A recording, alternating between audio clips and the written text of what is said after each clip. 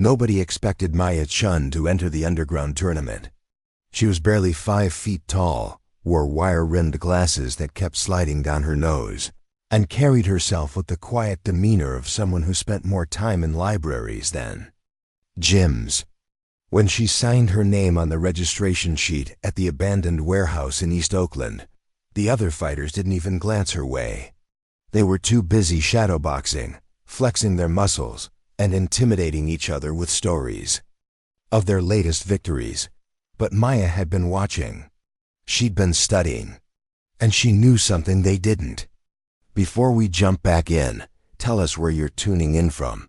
And if this story touches you, make sure you're subscribed, because tomorrow I've saved something extra special for you. The warehouse smelled of sweat, concrete dust, and the metallic tang of old blood that had soaked into the mats years ago.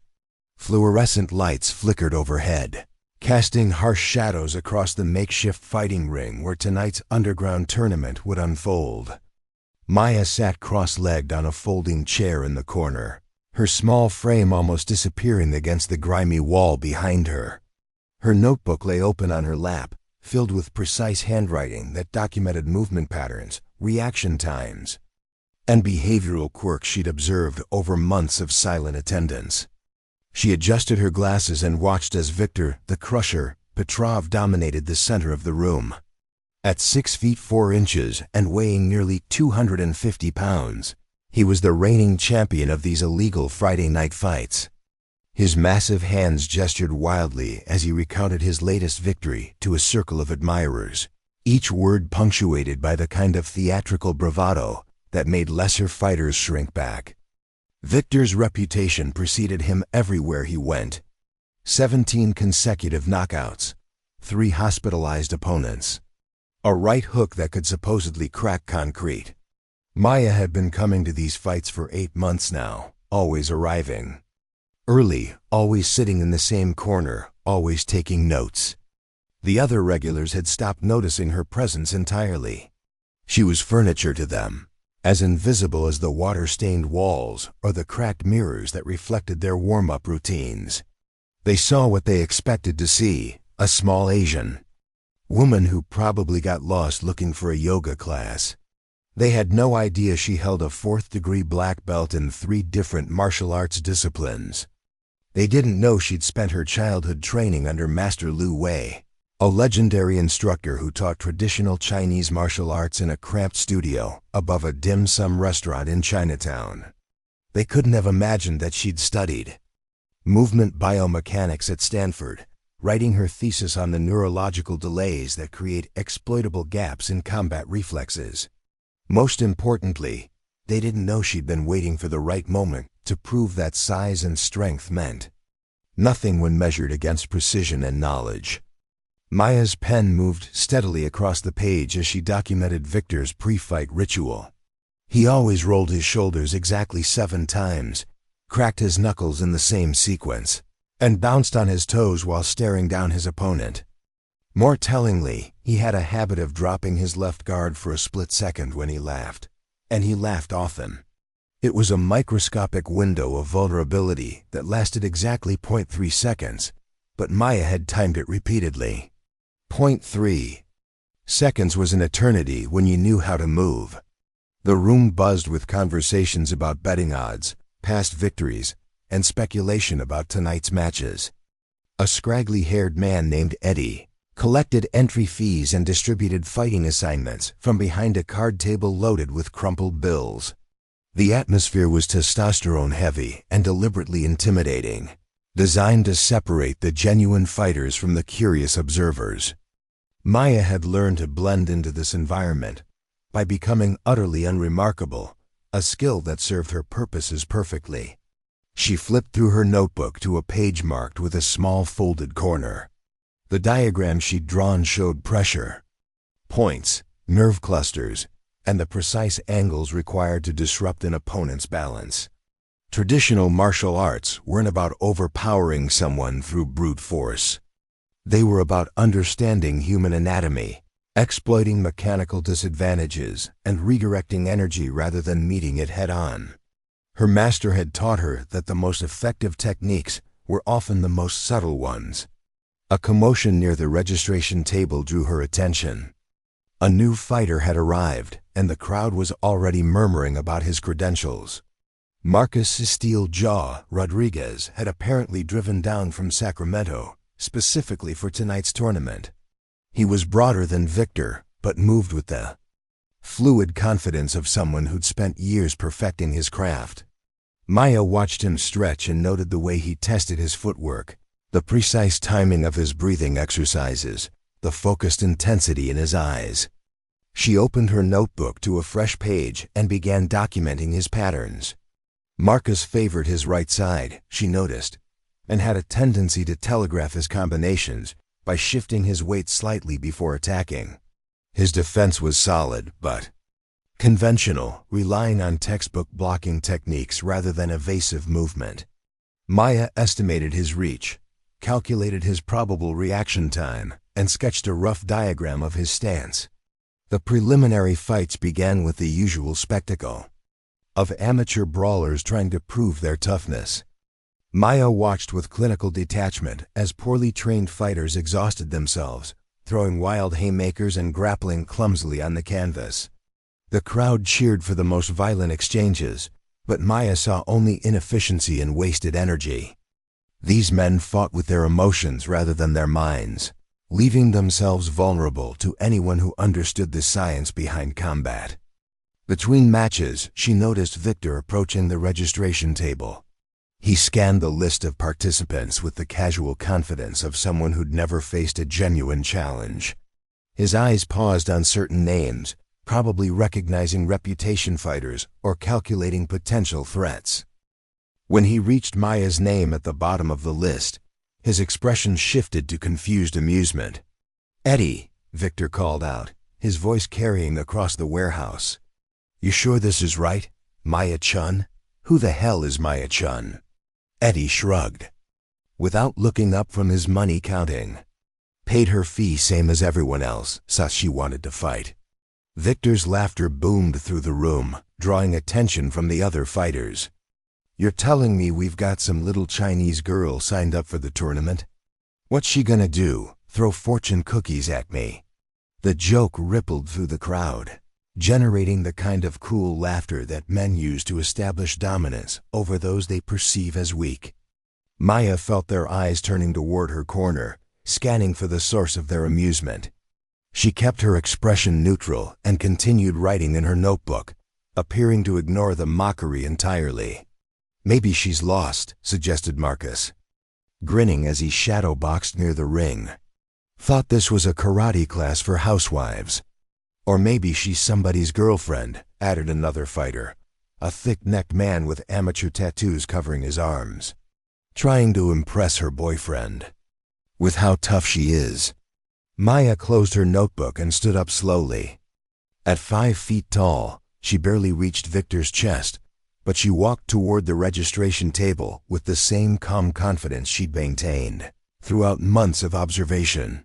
The conversations around her gradually died as the fighters realized she was actually approaching them. "I'm Maya Chen," she said quietly, her voice carrying despite its softness. "I'm here to fight." Viktor looked down at her with the kind of condescending smile adults reserve for children who've said something unexpectedly cute. "Sweetheart, I don't think you understand what kind of place this is. People get hurt here. Seriously hurt. Maybe you should go home and practice on a punching bag first." Maya met his gaze without flinching. "I understand perfectly.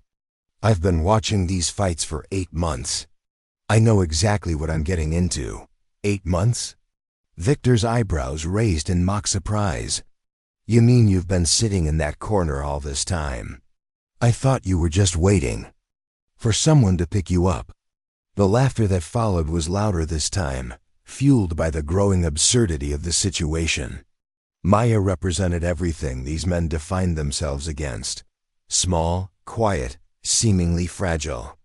Her presence challenged their understanding of what belonged in their world, and they responded with the instinctive cruelty of people protecting their territory. "Look," Viktor said, his tone shifting to something approximating kindness. I appreciate that you want to try something new, but this isn't the place for beginners. Someone could get seriously hurt, and I don't want that on my conscience." Maya reached into her jacket pocket and pulled out a folded piece of paper. She handed it to Viktor without explanation. He unfolded it and found himself looking at a oddly detailed medical diagram showing the human nervous system with specific pressure points marked in red ink. Accompanying the diagram were precise measurements, angles, and what appeared to be mathematical calculations. "What the hell is this?" Viktor asked, his amusement beginning to fade. "Homework," Maya replied simply. Marcus leaned over Viktor's shoulder to examine the paper. "Is this some kind of acupuncture chart? You planning to heal us to death?" Maya took the paper back and folded it carefully. Traditional Chinese martial arts are based on understanding human anatomy. Every technique has a scientific foundation. Most people who call themselves fighters are just brawlers who rely on size and aggression. The room had grown quieter now, the earlier mockery replaced by a kind of confused curiosity. Maya's clinical explanation didn't fit with their expectations of how someone in her position should behave. Preparing and narrating this story took us a lot of time, so if you are enjoying it, subscribe to our channel. It means a lot to us. Now back to the story. She wasn't defensive or angry or trying to prove herself through posturing. She was simply stating facts. "So you're saying you know some kind of secret kung fu?" Viktor's voice carried a hint of irritation now. "Like in the movies?" "I'm saying, I've spent 20 years studying the mechanical principles that govern human movement. I understand leverage, timing, and pressure point manipulation. What you call fighting, I call applied physics." Eddie looked up from his money counting, suddenly interested in the conversation. "You really want to fight? Because once you're in the ring, there's no backing out. These guys don't pull punches." Maya nodded once, decisively. "I want to fight." Viktor studied her for a long moment, his expression cycling through amusement, confusion, and something approaching respect. "All right then, but I'm not going." "Easy on you because you're small. You want to play with the big boys, you get treated like one." "I wouldn't want it any other way," Maya replied. The crowd began to buzz with new energy. Word spread quickly through the warehouse that the tiny Asian woman was actually going to fight, and the betting pools shifted dramatically. Most of the money went on whichever opponent would face her first, with odds heavily favoring a quick knockout.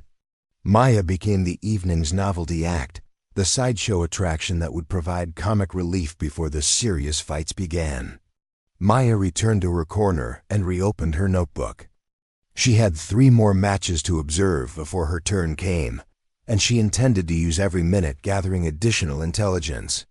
The fighters around her continued their warm-up routines, but she noticed they were stealing glances in her direction. Now, their casual dismissal had evolved into something more complex, curiosity mixed with condescension, the kind of attention people pay to a zoo animal that's behaving unexpectedly. She began documenting the 3rd preliminary fight, noting how fatigue affected the fighters' timing and accuracy. Both men were breathing heavily by the 2nd round, their movements becoming predictable as their bodies defaulted to the most energy-efficient patterns. Maya calculated the average time it took for each fighter to show signs of exhaustion, the specific muscle groups that tired first, and the way defensive techniques deteriorated under pressure. The winner of the fight, a burly construction worker named Dale, collapsed onto a folding chair afterward and gulped water from a plastic bottle. Maya watched him closely, noting the way his hands shook slightly from adrenaline and the unconscious favoring of his left leg where he'd taken a solid kick. Information was ammunition, and Maya had been collecting it methodically for months. As the evening progressed, the atmosphere in the warehouse grew more intense. The preliminary fights had separated the genuine contenders from the weekend warriors, leaving a smaller group of serious fighters preparing for the main event. Maya found herself scheduled against Tommy the Hammer Kowalski, a former Golden Gloves boxer who'd turned to underground fighting after a DUI conviction ended his professional career. Tommy was everything Maya had expected, technically skilled, physically imposing, and completely convinced that his opponent posed no threat whatsoever. He barely looked at her during the pre-fight instructions, instead focusing on Viktor across the room and probably already planning his strategy for the championship match. "You sure about this, kid?" Tommy asked her quietly as they stood near the ring. "It's not too late to change your mind. I promise I'll make it quick." Maya adjusted her glasses and looked up at him. "I'm sure." The crowd pressed closer as Eddie called for the first quarterfinal match. Maya could hear the betting pools finalizing their odds, the speculation about how long she'd last, the crude jokes about what would happen when Tommy's gloves connected with her small frame. She absorbed it all without reaction, her mind focused on the technical aspects of what was about to unfold. Tommy climbed through the ropes and began his pre-fight routine. Shoulder rolls, practice jabs, the kind of intimidating display that had probably worked on countless amateur opponents. Maya followed him into the ring and stood quietly in her corner, her notebook tucked safely in her jacket pocket. She'd filled nearly 40 pages with observations, calculations, and tactical analyses. Now it was time to see if theory translated to practice. The referee, a retired fighter named Carlos who'd been running these events for years, gestured for both fighters to approach the center of the ring.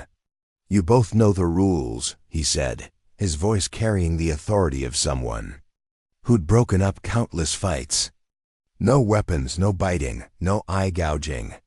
Fight continues until someone taps out, gets knocked out, or I stop it. Touch gloves and come out fighting." Tommy extended his gloves toward Maya with the patronizing gesture of someone going through the motions. Maya touched her gloves to his and looked directly into his eyes. For just a moment, Tommy's expression shifted. He saw something there that didn't match his assumptions about who she was or what she represented. "You know what you're doing?" he asked, his voice lower now. Maya nodded once.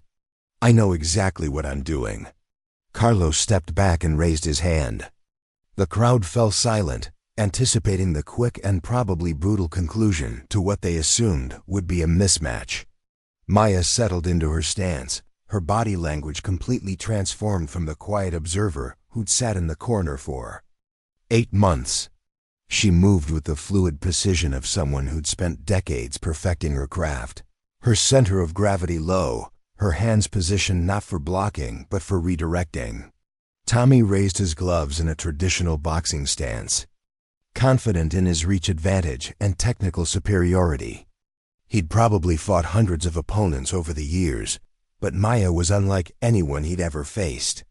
She represented a different philosophy entirely, one that viewed combat as a chess match rather than a street fight.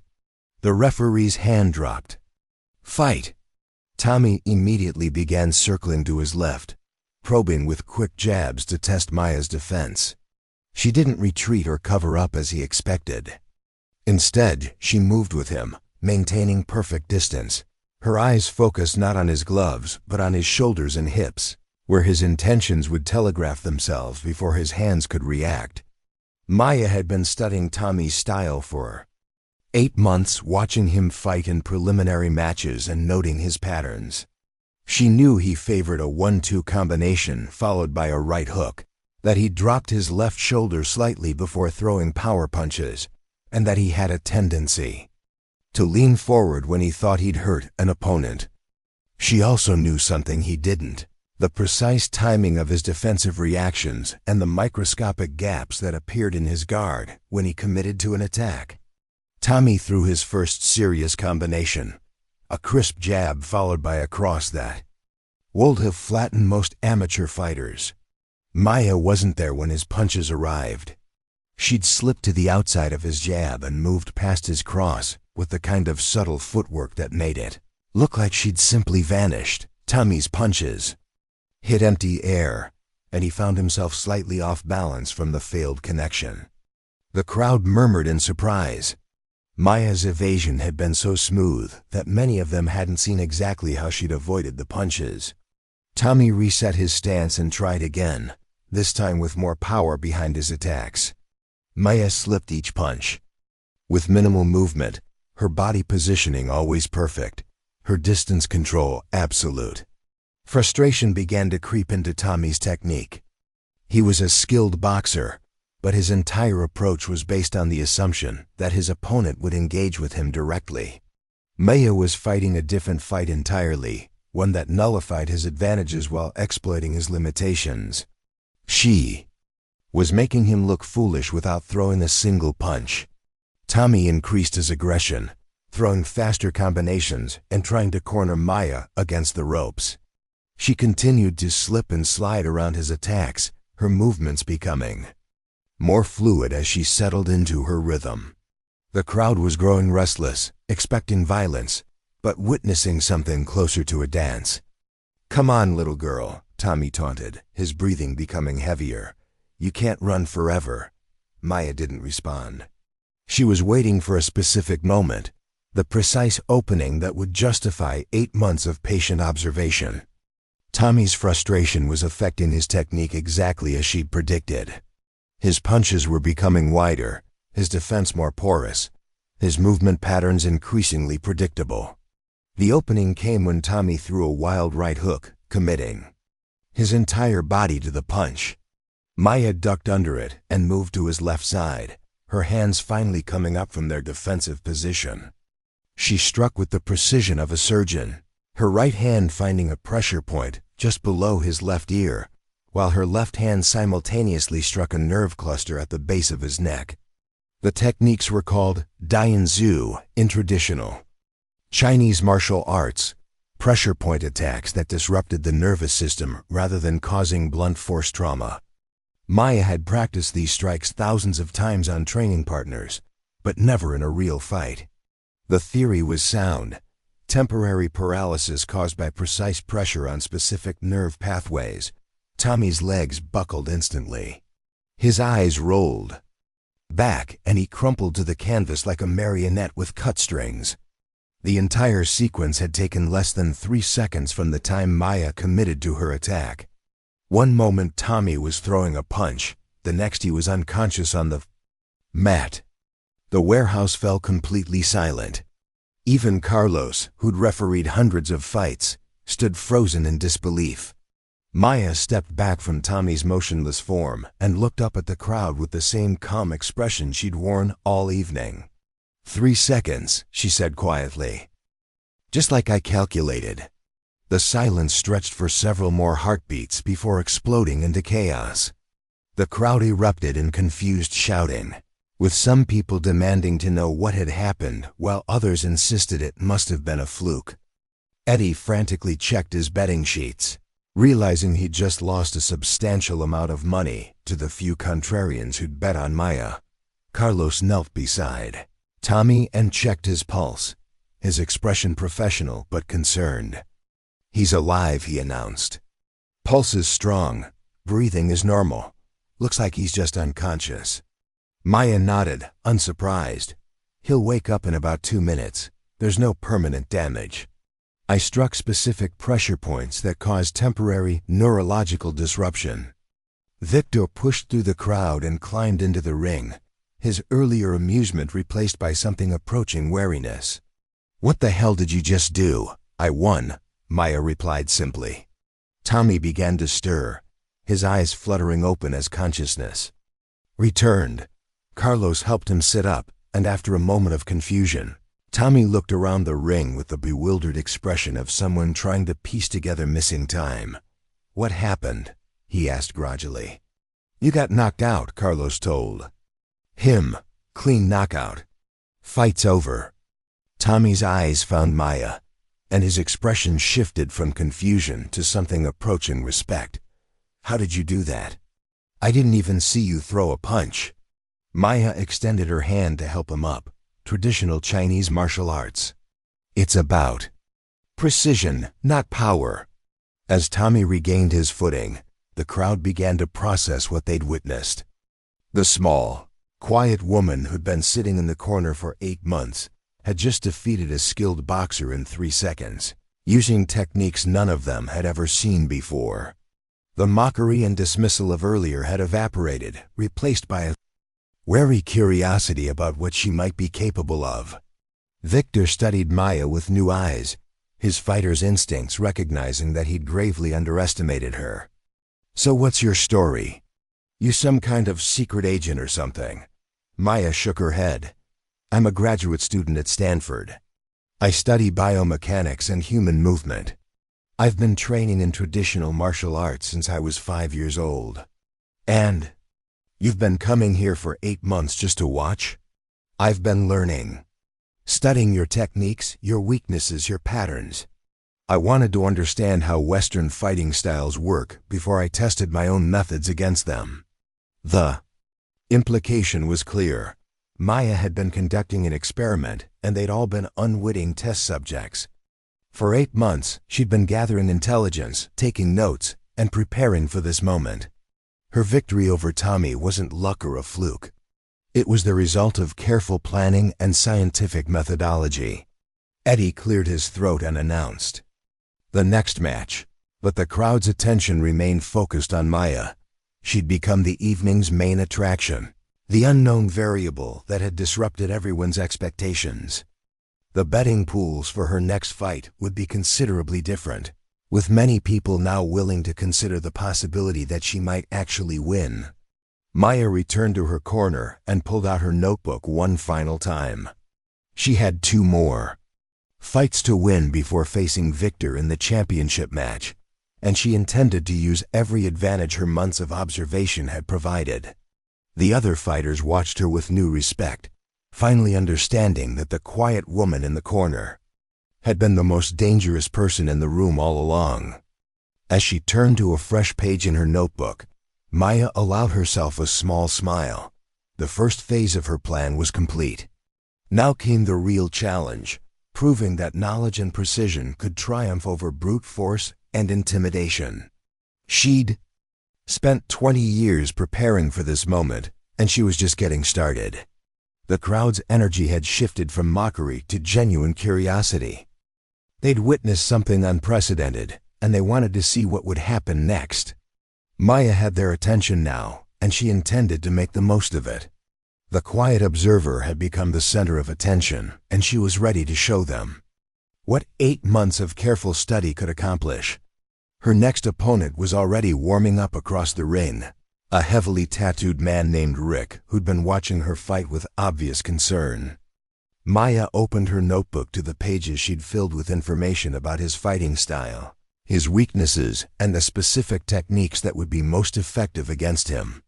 The real fight was just beginning, and Maya Chen was exactly where she wanted to be. Rick "Sledgehammer" Morrison had earned his nickname through a straightforward approach to violence. At 230 pounds of muscle and scar tissue, he solved problems by hitting them until they stopped moving. His arms were covered in amateur tattoos that told the story of a life spent in and out of correctional facilities, and his knuckles bore the permanent damage of too many fights against brick walls and human faces. He'd been watching Maya's victory over Tommy with the calculating gaze of a predator reassessing potential prey. Maya observed him from across the ring as he shadowboxed with methodical precision. Unlike Tommy's technical boxing background, Rick fought like a street brawler who'd learned to channel his aggression into devastating effectiveness. His movements were economical rather than elegant, each punch thrown with the intention of ending the fight immediately. Maya had filled 6 pages of her notebook with observations about Rick's style over the past 3 months, noting his preference for overwhelming opponents through sheer physical dominance. The crowd had reorganized itself around the ring, their earlier dismissive attitude replaced by genuine curiosity about what would happen next.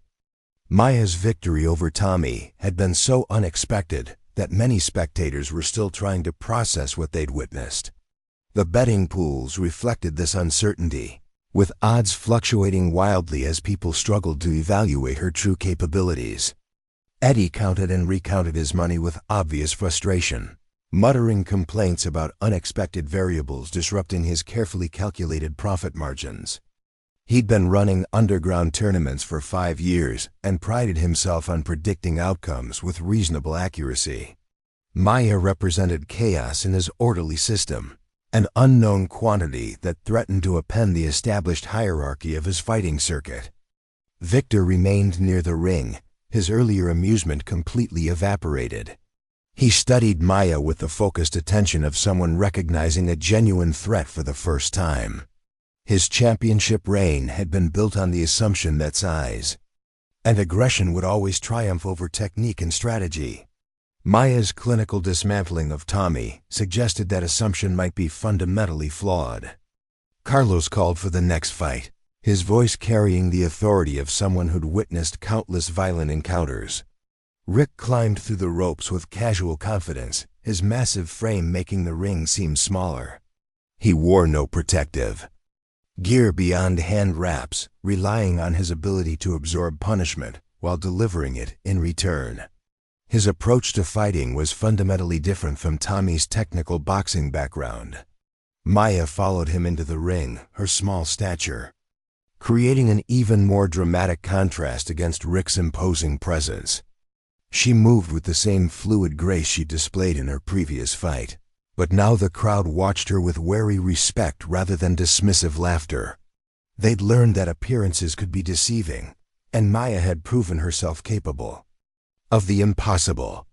The referee brought them together for instructions, the size difference so pronounced that Rick had to look down to make eye contact with Maya.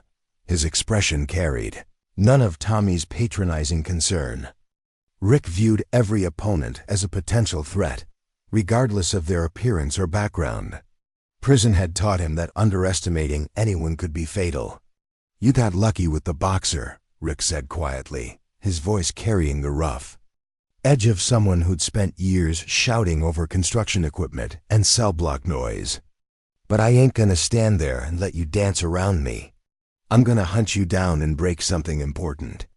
Maya met his gaze without flinching. "You can try." Rick's eyes narrowed at her calm response.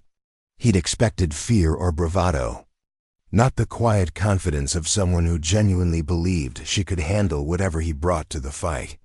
Her reaction suggested either supreme self-delusion or capabilities he hadn't properly evaluated. Carlos stepped back and raised his hand. "Same rules as before. Fight until someone can't continue or I stop it. Touch gloves and come out swinging." Rick extended his massive fist toward Maya, the gesture more perfunctory than respectful. Maya touched her gloves to his and immediately began calculating distances and angles. Rick's reach advantage was even more pronounced than Tommy's, but his style was also more predictable. Street fighters relied on patterns that had worked for them in the past, and Maya had observed Rick's patterns extensively. The bell rang, and Rick immediately pressed forward with the relentless aggression that had served him throughout his fighting career. Unlike Tommy's measured approach, Rick sought to overwhelm his opponents through constant pressure and devastating power shots. He threw combinations designed to break ribs and collapse lungs, each punch carrying enough force to end the fight instantly. Maya slipped away from his initial assault with the same fluid movement she'd used against Tommy, but Rick's style presented different challenges. Where Tommy had fought from distance with technical precision, Rick closed the gap aggressively and threw punches from close range.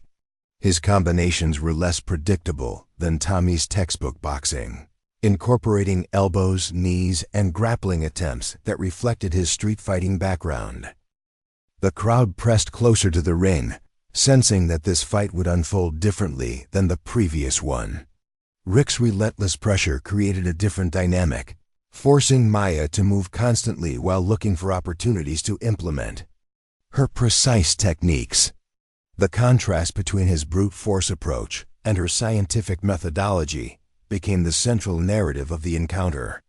Maya's notebook had contained detailed analysis of Rick's fighting patterns, including his tendency to overcommit to power shots when he sensed weakness in an opponent. She documented his preferred combinations, his defensive habits, and most importantly, the specific sequence of movements that preceded his most devastating attacks.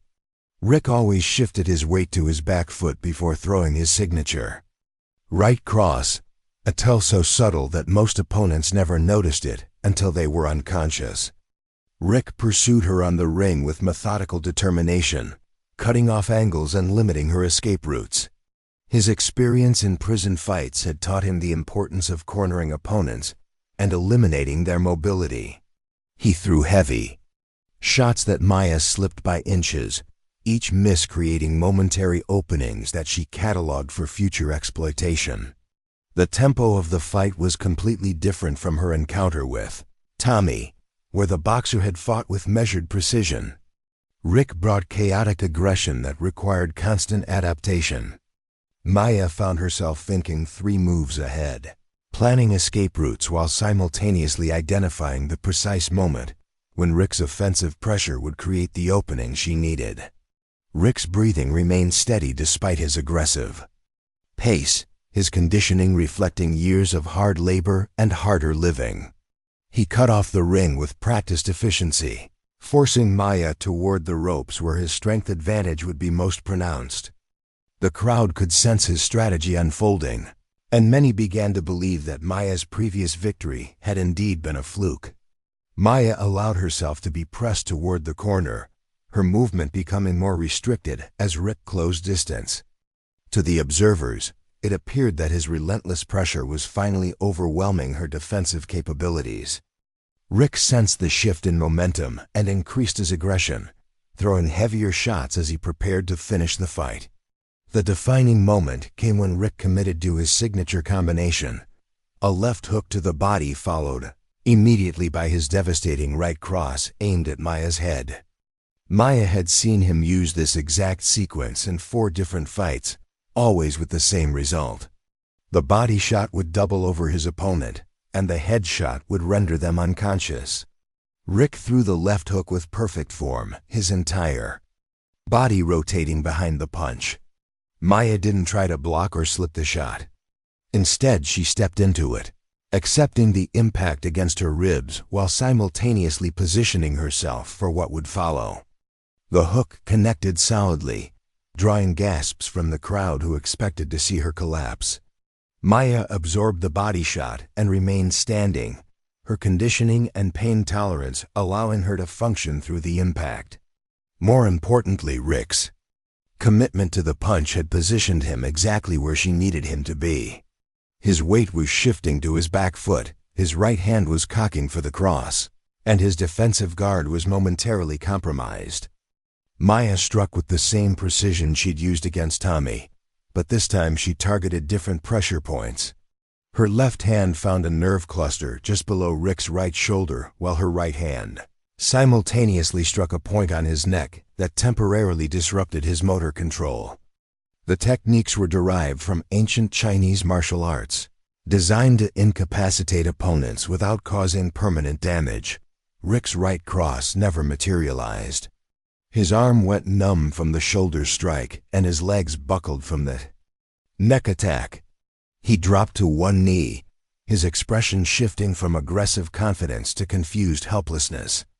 The transformation had taken less than 2 seconds, turning a devastating offensive combination into complete vulnerability.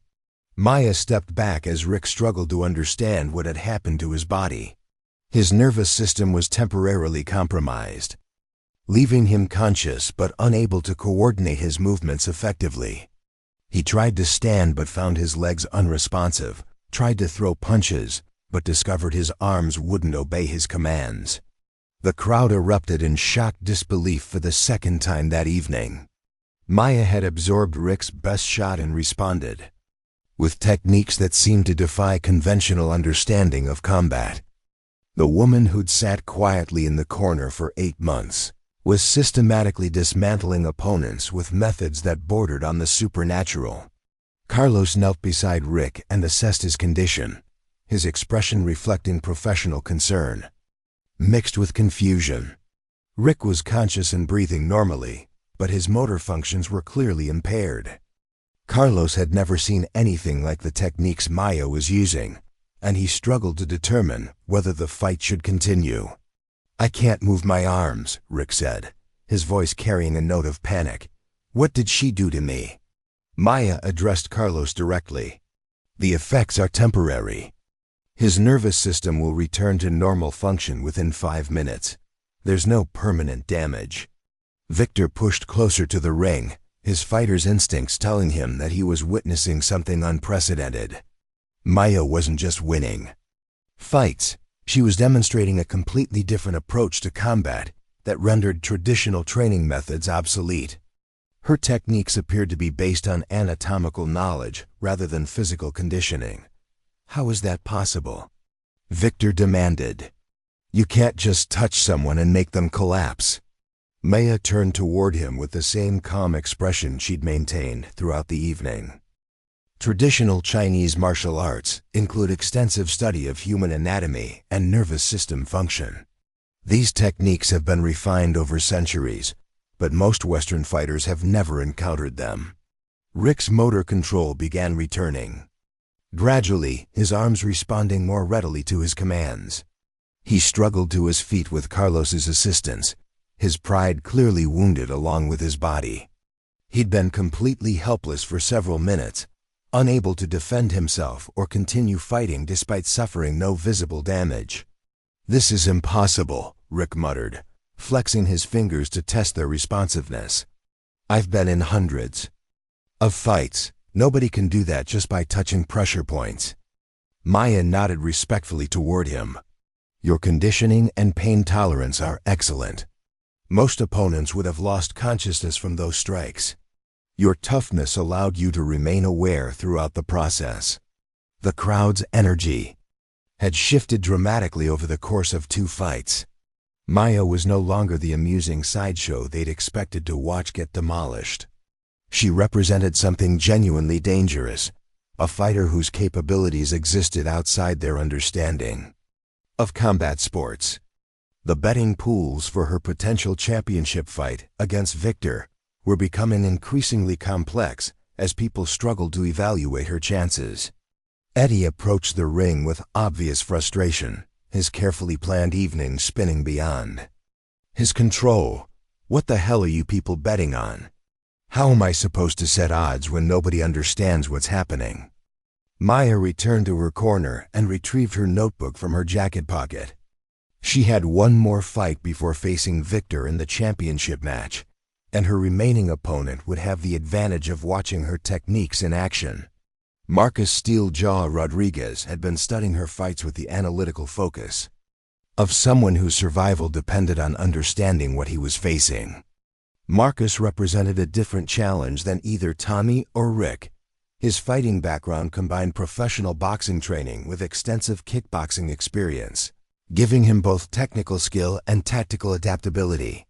Maya had observed him for several months and filled 12 pages of notes about his fighting style, including his tendency to modify his approach based on his opponent's strengths and weaknesses. The crowd remained clustered around the ring as Carlos prepared for the semifinal match. Word about Maya's unusual victories had spread beyond the immediate spectators, drawing additional observers from other parts of the warehouse. People wanted to witness the small woman who was supposedly defeating experienced fighters, using mysterious techniques that most had never heard of. Maya reviewed her notes about Marcus while the crowd settled into position around the ring. He was more cautious than either Tommy or Rick, preferring to study his opponents during the early rounds before committing to specific tactics. His defensive skills were superior to both previous fighters, and his conditioning would allow him to maintain a high pace throughout the fight. Most importantly, Marcus was intelligent enough to adapt his strategy based on what he'd observed during Maya's previous encounters. He would avoid the mistakes that had cost Tommy and Rick their fights, forcing Maya to develop new approaches rather than relying on techniques that had already proven effective. Marcus climbed into the ring with the confident demeanor of someone who'd solved a difficult puzzle. He'd spent the last hour analyzing Maya's victories and believed he understood the principles behind her success. His game plan was simple: maintain distance, avoid close-range exchanges, and use his superior reach and mobility to neutralize her pressure point techniques. Maya followed him into the ring, her small frame creating the same dramatic contrast that had characterized her previous fights. However, the crowd's reaction was markedly different now. Instead of laughter and dismissive comments, she was met with respectful silence and wary attention. She'd earned their recognition through decisive victories over legitimate opponents. Carlos brought the fighters together for instructions, noting the way Marcus studied Maya with careful attention. Unlike Tommy's overconfidence or Rick's aggressive posturing, Marcus approached her as a puzzle to be solved rather than an obstacle to be overcome. His analytical mindset made him a more dangerous opponent than either of his predecessors. "I watched your other fights," Marcus said quietly during the pre-fight conference. "Impressive techniques, but I'm not going to let you get close enough to use them." Maya nodded acknowledgement. "That's a reasonable strategy." Marcus smiled at her matter-of-fact response. Most fighters would have responded with trash talk or intimidation attempts, but Maya treated their encounter as a technical discussion rather than a personal confrontation. Her calm professionalism suggested confidence rather than arrogance. Carlos stepped back and called for the fight to begin. Marcus immediately established distance with quick jabs and footwork that kept him just outside Maya's effective range. His strategy was clearly to fight from the outside, using his reach advantage while avoiding the close-range encounters where Maya's pressure point techniques would be most effective. Maya allowed Marcus to dictate the range initially, studying his movement patterns and defensive habits. His boxing skills were superior to Tommy's, and his kickboxing background gave him additional tools for maintaining distance. She circled with him patiently, looking for patterns in his footwork and timing his defensive reactions. The crowd watched a more measured encounter than Maya's previous fights. Marcus refused to engage in close-range exchanges, instead pecking at her with long-range strikes while staying mobile. His game plan was working effectively, preventing Maya from implementing the techniques that had defeated her previous opponents. Maya's notebook had contained extensive analysis of Marcus's fighting style, including his tendency to become more aggressive when he believed he'd established control over the pace of a fight. She documented his preferred combinations, his defensive patterns, and the specific circumstances that caused him to abandon his cautious approach in favor of more dynamic offense. Marcus began to increase his output as the fight progressed, throwing more combinations while maintaining his distance discipline. His confidence grew as he successfully avoided Maya's attempts to close range, and he started to believe that his strategy was neutralizing her mysterious techniques. The crowd could sense his growing dominance, and many began to suspect that Maya's previous victories had been flukes. Maya continued to circle and probe, her movements becoming more urgent as Marcus's control over the fight became apparent. She attempted several times to close distance, but Marcus's superior footwork and defensive skills allowed him to escape before she could establish the close-range positioning her techniques required. The turning point came when Marcus made a tactical error born of overconfidence. Believing that he'd solved the puzzle of fighting Maya, he began to take calculated risks in pursuit of a decisive finish.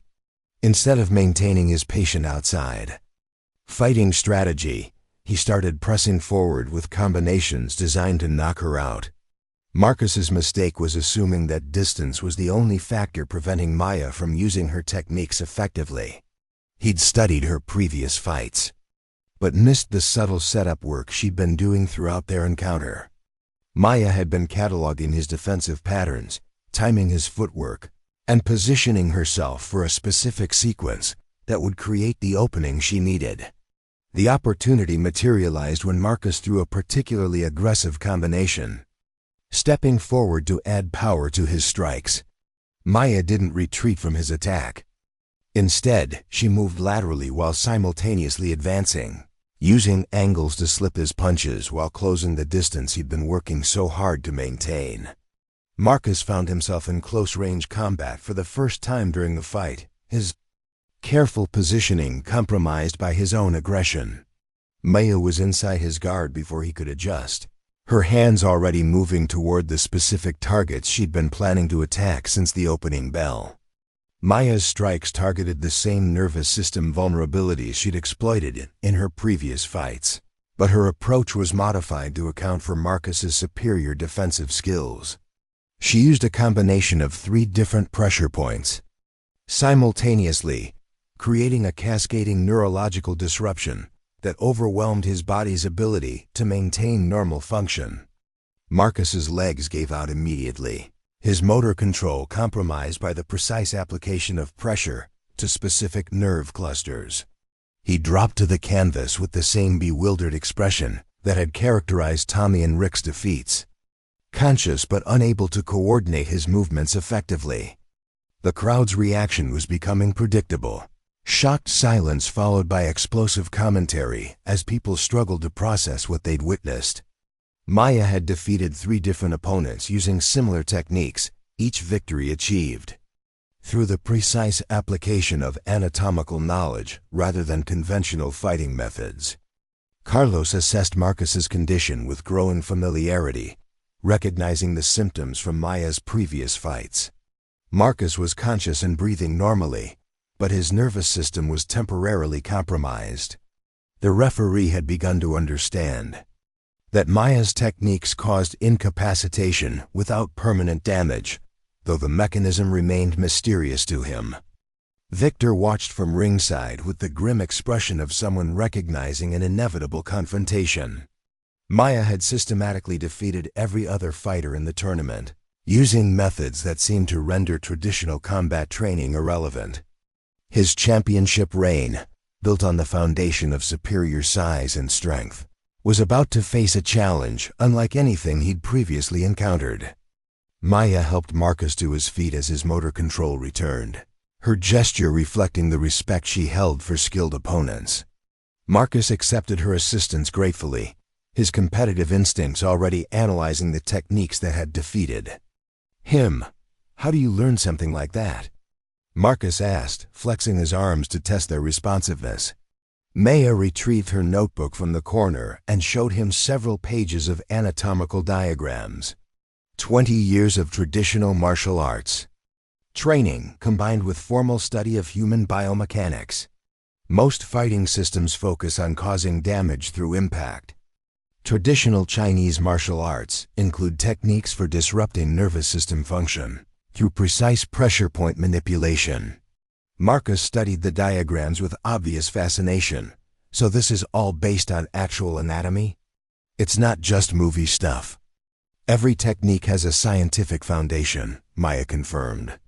Traditional martial arts were developed over centuries through careful observation and experimentation. Modern fighters tend to rely on strength and conditioning rather than understanding the mechanical principles that govern human movement. Viktor approached the ring as Marcus climbed out, his expression reflecting the wariness of someone who understood he was facing an opponent whose capabilities existed outside his experience. Maya's victories had been too consistent and too decisive to dismiss as luck or trickery. She represented a genuine challenge to everything he'd built his reputation on. "So it comes down to you and me," Viktor said, his voice carrying none of its earlier arrogance. Maya nodded simply. "It appears so." The crowd began reorganizing itself for the championship fight, their energy completely different from the casual entertainment they'd expected at the beginning of the evening. Maya had transformed from a curiosity into a legitimate contender, forcing everyone to reconsider their assumptions about fighting, strength, and the relationship between knowledge and power. Eddie struggled with the betting pools, his carefully planned profit margins destroyed by Maya's unexpected success. The odds for the championship fight were impossible to calculate using traditional methods, since Maya's techniques seemed to operate outside conventional understanding of combat. Effectiveness. Viktor began his pre-fight preparation with unusual seriousness, his earlier casual confidence replaced by focused intensity. He'd witnessed Maya's systematic destruction of 3 skilled opponents, each defeat achieved through methods that seemed to negate traditional advantages of size, strength, and experience. His championship reign was about to face its most significant test. Maya returned to her corner and opened her notebook to the section dedicated to Viktor's fighting style. She'd been studying him longer than any other fighter in the tournament, filling 17 pages with detailed analysis of his techniques, patterns, and vulnerabilities. The championship fight would determine whether 8 months of careful observation and 20 years of traditional martial arts training could overcome the raw physical dominance that had made Viktor the undisputed king of the underground circuit. The crowd pressed closer to the ring as Carlos prepared for the final fight of the evening. Maya's journey from dismissed observer to championship contender had created a narrative that transcended the usual brutal entertainment of underground fighting. She represented the possibility that intelligence and precision could triumph over brute force and intimidation, a concept that challenged fundamental assumptions about power and dominance. Viktor climbed into the ring with the measured movements of someone preparing for the fight of his life. His usual pre-fight bravado was completely absent, replaced by the focused intensity of a champion who finally understood he was facing a genuine threat to his supremacy. The championship belt hung from a rusty hook near the ring, its leather worn smooth by years of passing between different champions. Viktor had held it for 14 months, longer than anyone in the tournament's 5-year history. His reign had been built on a simple formula: overwhelming physical presence, combined with technical skill refined through countless street fights and gym sessions. No one had come close to threatening his dominance until tonight. Maya stood in her corner, reviewing the final pages of her notebook while the crowd settled into position for the main event. Her observations of Viktor filled more space than any other fighter, documenting not just his techniques and patterns, but his psychological approach to intimidation and control. Viktor understood that half of fighting was mental, and he used his imposing presence to break opponents before the physical confrontation even began. The warehouse had filled beyond capacity as word spread about the small woman, who was defeating experienced fighters using mysterious techniques. People pressed against the makeshift barriers, straining to see the encounter that would determine whether Maya's victories represented genuine skill or an incredible string of luck. The betting pools had become chaotic, with odds shifting constantly, as people struggled to evaluate fighters whose capabilities seemed to exist in different universes. Carlos checked his equipment one final time, understanding that this fight would likely determine the future dynamics of the entire underground circuit. If Viktor won convincingly, the evening would be remembered as an interesting anomaly. If Maya defeated the champion using the same techniques that had dispatched her previous opponents, everything about underground fighting in East Oakland would change forever. Viktor's preparation ritual was more elaborate than usual, reflecting the seriousness with which he approached this particular challenge. He performed his customary 7 shoulder rolls, but followed them with additional stretching and movement, exercises designed to maintain flexibility and reaction speed. His usual pre-fight taunting was notably absent, replaced by focused silence that suggested deep concentration. Maya completed her final review of Viktor's fighting patterns and closed her notebook with quiet finality. She'd identified 3 specific vulnerabilities in his defensive system, cataloged his preferred offensive combinations, and calculated the precise timing required to exploit the microscopic gaps that appeared in his technique when he transitioned between different phases of combat. The championship fight would test whether 8 months of careful study could overcome the raw physical advantages that had made Viktor seemingly invincible. The crowd's energy reached fever pitch as Carlos called both fighters to the center of the ring. Viktor towered over Maya even more dramatically than her previous opponents, his massive frame creating shadows that seemed to engulf her small figure. The contrast was so pronounced that many spectators found it difficult to believe they were watching a legitimate athletic competition rather than some elaborate performance art. Viktor looked down at Maya with an expression that combined respect with grim determination. He'd watched her systematic destruction of 3 skilled opponents, and he understood that underestimating her would be a potentially fatal mistake. However, his confidence remained intact, built on the foundation of and the foundation of ever. His confidence remained intact. Countless victories over fighters who were bigger, stronger, and more experienced than the small woman standing before him. "I've got to admit, you impressed me tonight," Viktor said quietly, his voice carrying the gravelly tone of someone who'd absorbed too many shots to the throat over the years. "But I've been doing this a lot longer than you have.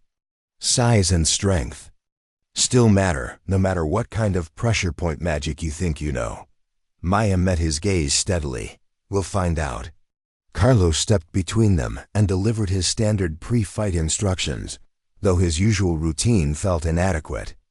Given the unique circumstances surrounding this particular championship bout, the referee had officiated hundreds of underground fights, but he'd never encountered a situation where one fighter's techniques seemed to operate according to completely different physical principles than conventional combat. "Same rules as always," Carlos announced, though he wondered privately whether traditional rules were sufficient to govern whatever was about to unfold. "Fight continues until someone can't go on, or I stop it for safety reasons. Touch gloves and let's see what happens." Viktor extended his massive fists toward Maya, the gesture carrying more genuine respect than any of her previous opponents had shown. Maya touched her gloves to his and immediately began her final tactical assessment, calculating distances and angles while Viktor's sheer physical presence filled her entire field of vision. The bell rang, and Viktor immediately established his preferred fighting range with careful footwork and measured jabs. Unlike her previous opponents, he didn't rush forward with aggressive combinations or attempt to overwhelm her through sheer volume of attacks. Viktor was a thinking fighter who understood the importance of controlling pace and distance, especially against an opponent whose capabilities remained largely mysterious. Maya circled with him patiently, her movements fluid and economical as she studied his defensive posture and timing. Viktor's stance was more conservative than she'd observed in his previous fights, suggesting that he'd modified his usual aggressive approach specifically to counter her pressure point techniques. His defensive guard was tighter, his footwork more measured, and his offensive output deliberately restrained. The opening minutes of the fight developed into a tactical chess match rather than the explosive confrontation most spectators had anticipated. Viktor used his reach advantage to probe Maya's defenses with long jabs, while maintaining the distance that had proven crucial in her previous victories. Maya responded by studying his patterns and looking for the specific openings she'd identified during months of careful observation. Viktor's boxing skills were significantly superior to any of her previous opponents, reflecting years of dedicated training under legitimate coaches rather than the self-taught techniques of street fighters. His punches were thrown with textbook form, his defensive movements were technically sound, and his ring generalship demonstrated the kind of tactical sophistication that separated champions from contenders. Maya found herself working harder than she had in any of her previous fights. Viktor's superior defensive skills prevented her from establishing the close-range positioning her techniques required, while his patient offensive approach avoided the kind of aggressive mistakes that had cost Tommy, Rick, and Marcus their victories. The champion was forcing her to develop new strategies rather than relying on methods that had already proven effective. The crowd grew restless as the fight continued without the dramatic conclusion they'd witnessed in Maya's previous encounters. Viktor's cautious approach was negating her most effective techniques, creating a more conventional boxing match that played to his considerable advantages in size, reach, and experience. Many spectators began to believe that the champion had solved the puzzle of fighting.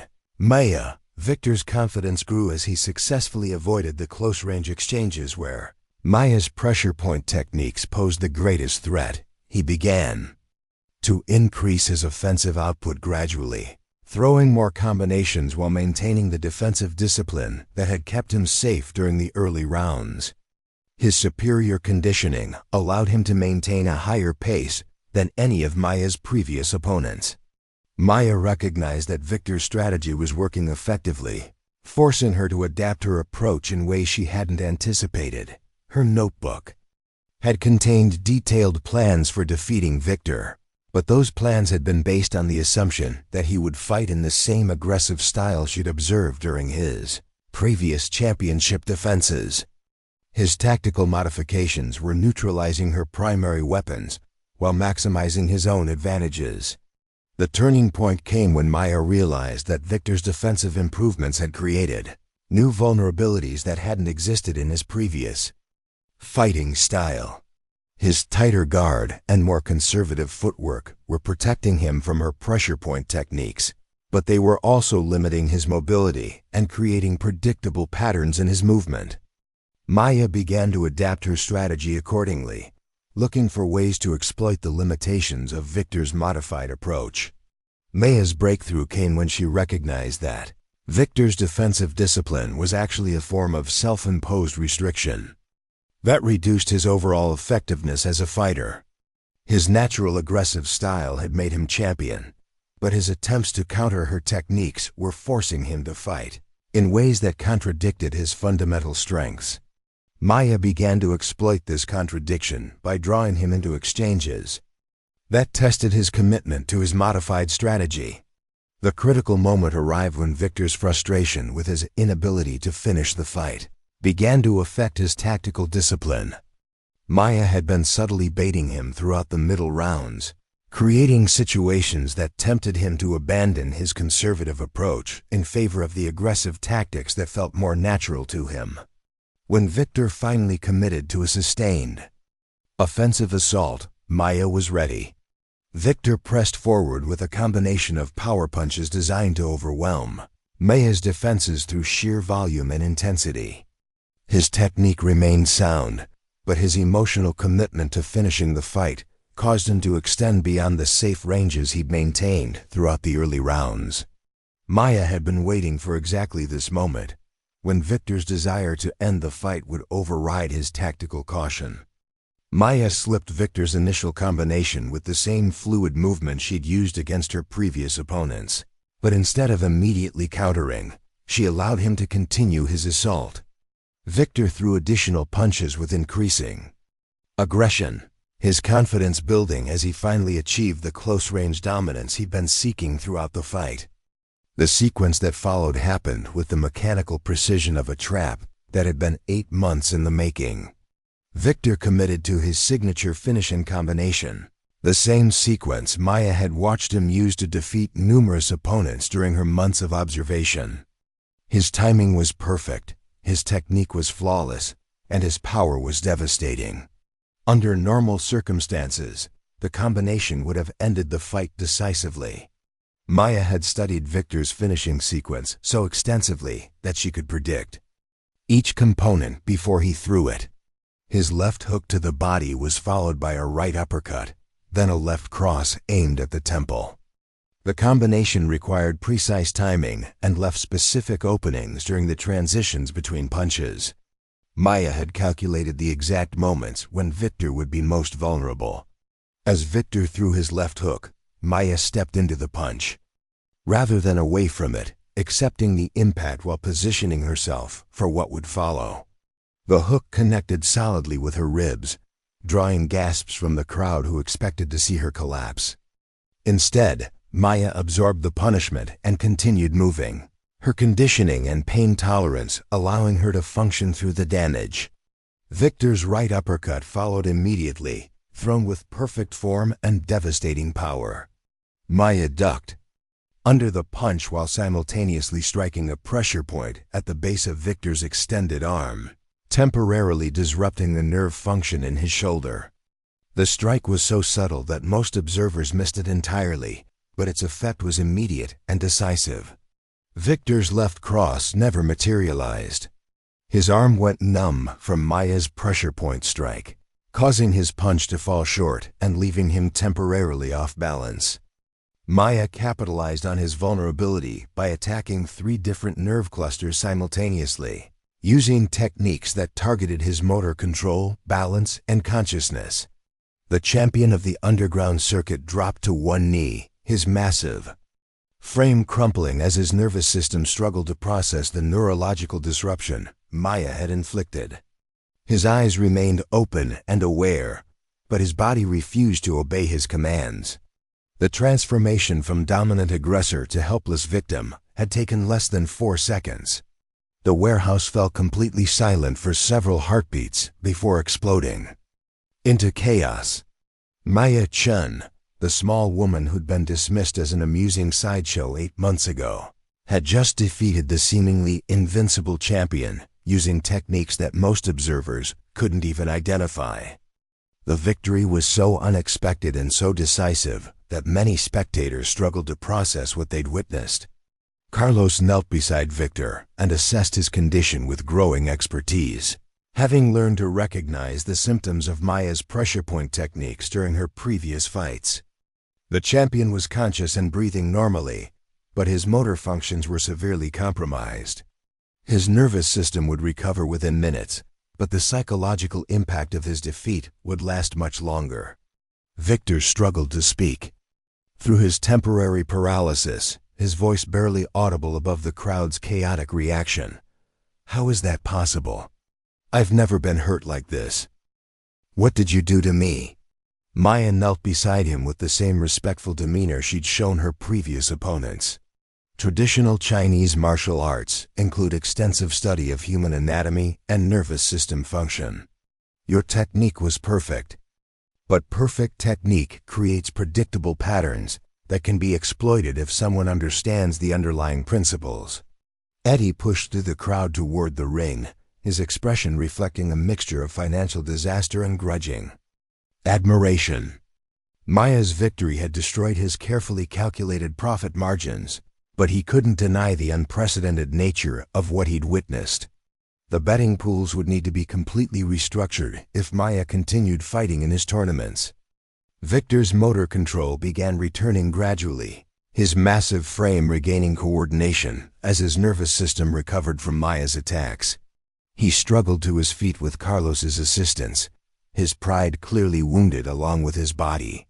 The psychological impact of being completely helpless was potentially more damaging than any physical injury he'd sustained.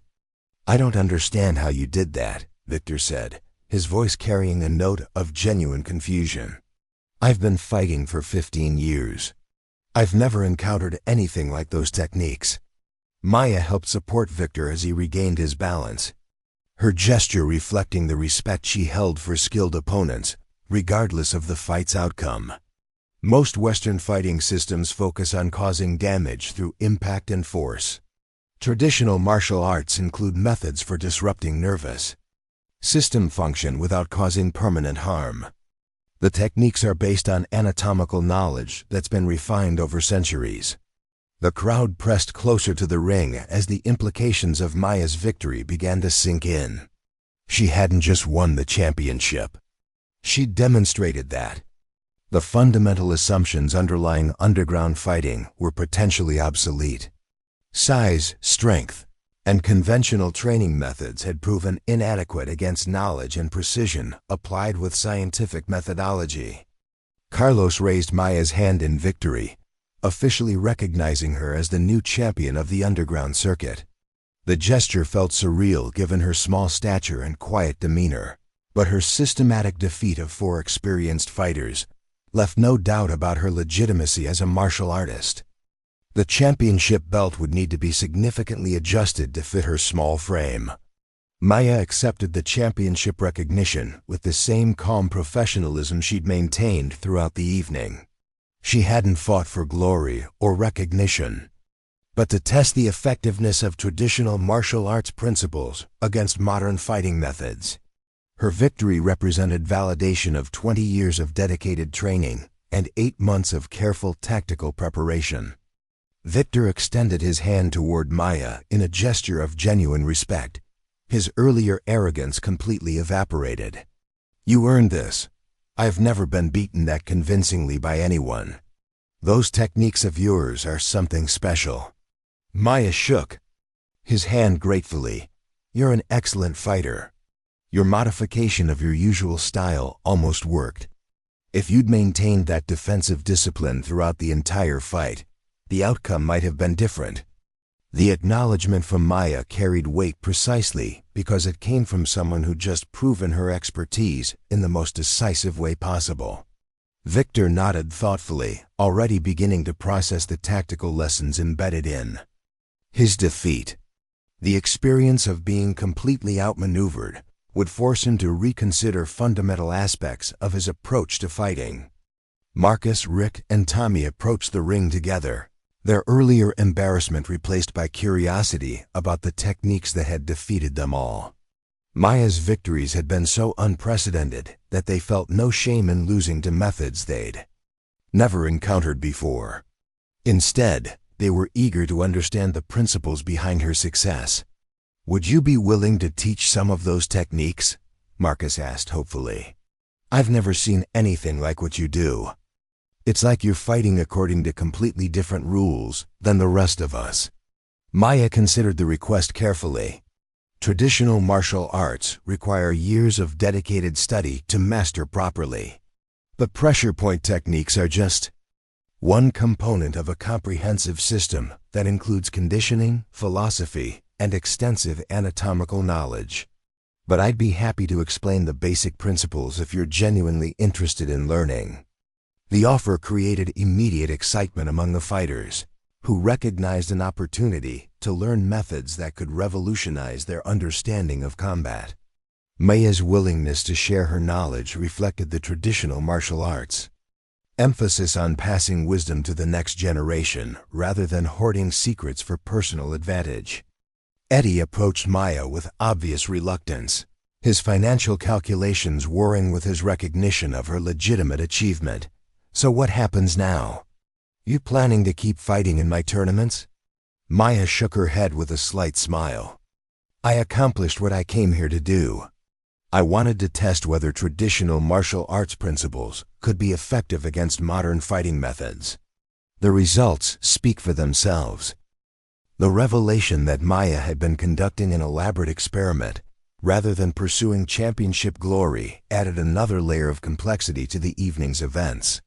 She'd systematically studied and defeated the underground circuit's best fighters not for personal gain, but to validate training methods that most people considered obsolete. Viktor listened to Maya's explanation with growing understanding.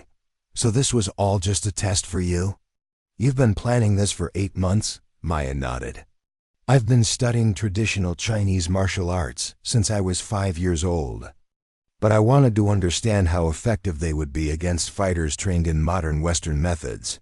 Your circuit provided the perfect laboratory for that research."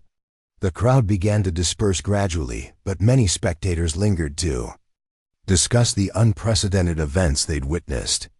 Maya's victory would become legendary within the underground fighting community, spawning countless discussions about the relationship between traditional knowledge and modern training methods. The evening had challenged fundamental assumptions about what made fighters effective. Maya gathered her notebook and prepared to leave the warehouse, her mission accomplished. She'd proven that intelligence and precision could triumph over size and strength when applied with sufficient knowledge and preparation. The championship belt meant less to her than the validation of principles she'd spent 2 decades studying. Viktor followed her toward the exit, still processing the implications of his defeat. "You really think anyone could learn to do what you do?" Maya paused to consider his question seriously. The specific techniques require extensive training, but the underlying principles are accessible to anyone willing to study human anatomy and movement mechanics. Most fighters rely on strength and conditioning instead of understanding the scientific foundations of combat. That approach has limitations that can be exploited through knowledge and preparation. The conversation continued as they walked toward the warehouse entrance. with Viktor asking detailed questions about training methods and philosophical approaches to martial arts. Maya's willingness to share her knowledge reflected her belief that understanding should be disseminated rather than hoarded, especially when it could help people develop more effective and safer approaches to fighting. Outside the warehouse, the cool Oakland night air provided relief from the oppressive atmosphere inside. Maya looked back at the building where she'd spent 8 months observing and learning, recognizing that her time there had come to an end. She'd achieved her research objectives and proven the effectiveness of traditional methods in contemporary applications. Viktor shook her hand one final time before heading toward his motorcycle. "Thank you for the education. I've got a lot to think about." Maya watched him drive away, understanding that their encounter would likely change his approach to training and fighting. The evening had demonstrated that there were always new things to learn, regardless of how experienced or successful someone believed themselves to be. Knowledge was the only true advantage in any competitive endeavor. As Maya walked toward her car, she reflected on the evening's events and their broader implications. She'd proven that traditional martial arts could be devastatingly effective against modern fighters, but more importantly, she'd demonstrated the value of patience, observation, and scientific methodology in any challenging endeavor. The lessons extended far beyond fighting into every aspect of human competition and achievement. Maya drove home through the empty Oakland streets, her championship belt resting on the passenger seat, beside her notebook filled with 8 months of careful observations. She'd accomplished something unprecedented, but she knew that her real victory lay in the validation of principles that had guided her since childhood. Intelligence, preparation, and precision would always triumph over brute force when applied with sufficient dedication and understanding. The underground fighting circuit would never be the same after Maya Chen's brief but decisive intervention. Her legacy would extend beyond her victories to the fundamental questions she'd raised about the nature of strength, the value of traditional knowledge, and the power of quiet determination. She'd proven that the most dangerous opponents were often the ones who sat quietly in the corner, watching and learning, until the moment came to demonstrate what they'd discovered. Years later, fighters would still discuss the night when a small woman changed everything by proving that size meant nothing when measured against knowledge, that strength was meaningless without understanding, and that the most effective techniques were often the most subtle ones. Maya Chen had taught them that true power came not from muscles or aggression, but from the patient application of wisdom earned through decades of dedicated study. Up next, you've got 2 more standout stories right on your screen. If this one hit the mark, you won't want to pass these up. Just click and check them out.